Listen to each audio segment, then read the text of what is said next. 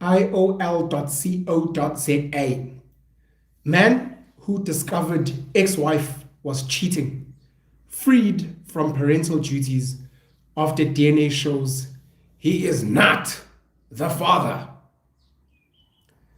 A Western Cape man who was taking care of a child he thought was his had his parental responsibilities and rights terminated. The ruling was made by the Western Cape High Court after the man conducted 2 DNA tests to make sure, which showed that he was not the father of the child born in his previous marriage. The former couple got married in 2012 and the child was born in 2017. In December 2022, they got divorced. Divorce! Like Sia and Rachel, it is divorce.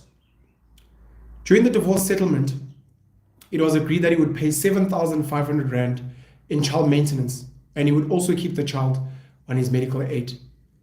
It's not clear when, but information came to his attention that he may not be the biological father of the child. This was after he saw a WhatsApp conversation between his ex-wife and another man, MW, which showed that they had been having an affair when he was working overseas. On reflection, he realized that the period corresponded more or less with the child's estimated date of conception. Moreover, in the WhatsApp conversation, MW, this man, told the man's ex-wife in Afrikaans, "Kyk mooi na my dogtertjie." Loosely translated to, "Please look after my little girl." Based on the information, he had 2 paternity tests performed in different labs, and both results came back the same, excluding him as the father. He sought relief at the High Court, releasing him from any parental duties related to the child, and also wanted his name removed from the birth certificate. In his application, he added that the mother and MW made him believe he was the father for the purpose of benefiting from his child maintenance payments. When the mother was served with court papers, she didn't oppose the application and was not available during court proceedings. How convenient. Judge Dumsani Lekhuleni said based on the facts presented by the man, it was clear that the mother knew all along that the ex-husband was not the father of the child, but decided to conceal this information. In inverted commas, her communication with MW clearly demonstrates that she knew that the applicant, the ex-husband, was not the child's father, said the judge. In my view, the respondent being the mother's conduct appears to be a paternity fraud. Her conduct, in my view, constitutes misrepresentation, Lekhuleni said. The respondent intentionally identified the applicant as the father of her child, knowing very well that the child's father was MW. As previously stated, the DNA test have excluded the applicant as the father of the child. As a result, Lekhuleni said the man's responsibilities towards the child have been terminated.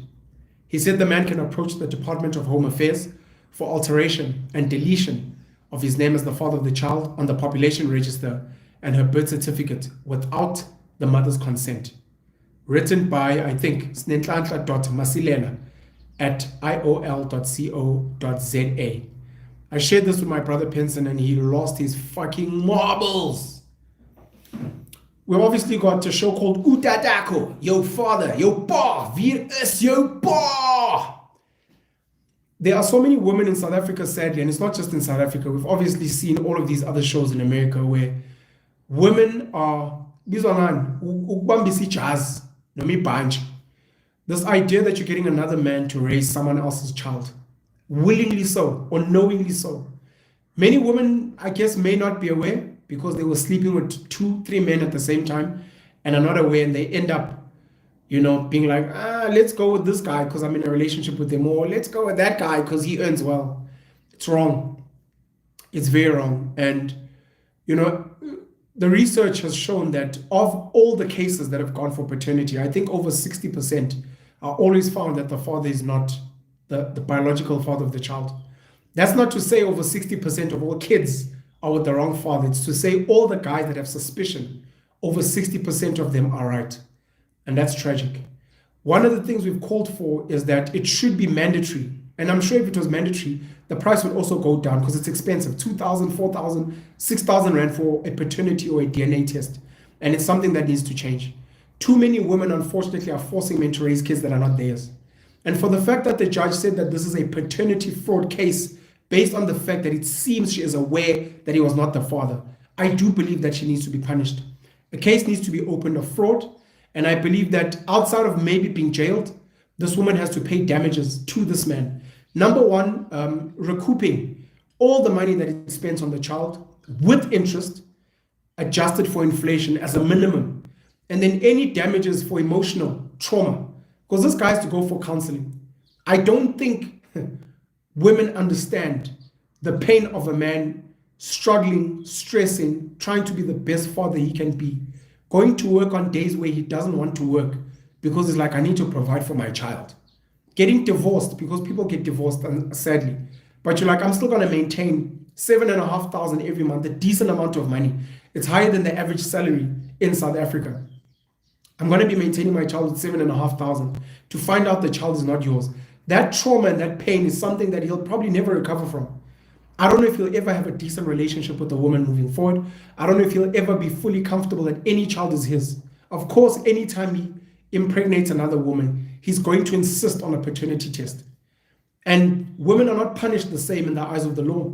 Women are not punished the same in the eyes of society, and it's something that needs to change fundamentally. And for people that are aware that your sister, your daughter, your female friend is doing this foulness, I urge you to reason with your friend, with your sister, with whoever, to be like, please stop what you're doing. This is in the same vein. I always say, speak to your sister, mom, whoever, to be like, please let the child see their parent, the father. It cannot be that we turn a blind eye to toxicity just because the child is with the mom. And I hope that this guy, the MW, is also going to be punished in some way, because he's always got a child out there, but he's very fine with another man sweating, bleeding, breaking his back for his child. That shit has to stop. So many people in South Africa are so proud of their surnames. So many people are so proud of their surnames, their clan names, Isduko, to only realize that your father is not your real father, or your grandfather also, and you find that all these surnames that you thought were yours, all this lineage you thought applied to you, actually was not. You're going around claiming that you're a proud Zulu, but the reality is your biological father is a Sotho man. All of a sudden now, all of this looking down on Sothos has gone to the wayside. This stuff needs to stop. And I do urge, as much as people fight against domestic violence, what you guys call GBV, as much as we speak about protecting women and children, we need to protect men. We need to defend men. It is not by accident that men are taking their lives. It is not by accident that men are depressed. It is not by accident that some men end up lashing out in the forms of domestic violence. It is not by accident that many men commit crimes. They are trying to make money to feed sometimes kids that are not theirs. And this is something that we need to fix. I'm going to carry on speaking about stories like this because I think it's important that we wisen up as society and figure out how to resolve some of these issues, and to make sure that as much as we're protecting our women and our mothers who do the most for us, as much as we're doing, per the Children's Act, what's in the best interests of the children, we also need to protect our men. Men are suffering. Men are under a lot of pressure, and society, for most intents and purposes, don't give a flying fuck. And we need to fix this. We need to make sure that our men are good. Because if our men are good, it means that they can protect the family. It means they can go out there and hunt and provide for the family. It means they can be positive role models in society and not only look after their kids, all the kids in society, and they don't end up nyaupe, hard drugs, other hard drugs, abusing alcohol, abusing women, violating children, being involved in like some of the worst crimes out there. It's up to each one of us to fix this. I'm very happy with the verdict of the case, but I do hope that there will be a follow-up, and that this woman and the biological father will be punished, that this man will be recompensated in some way, and that he'll find some form of healing. To many of you out there who may have experienced the same, I send my love and my apologies, and I wish you nothing but healing. There are many vile, toxic women out there, and we need to keep exposing them to show that it is not only men that are trash, there are many women that are trash, and we need to isolate all the trash and make sure that they're not hurting good people. Pen you well, the black pen. Have a great and blessed afternoon further. Cheers.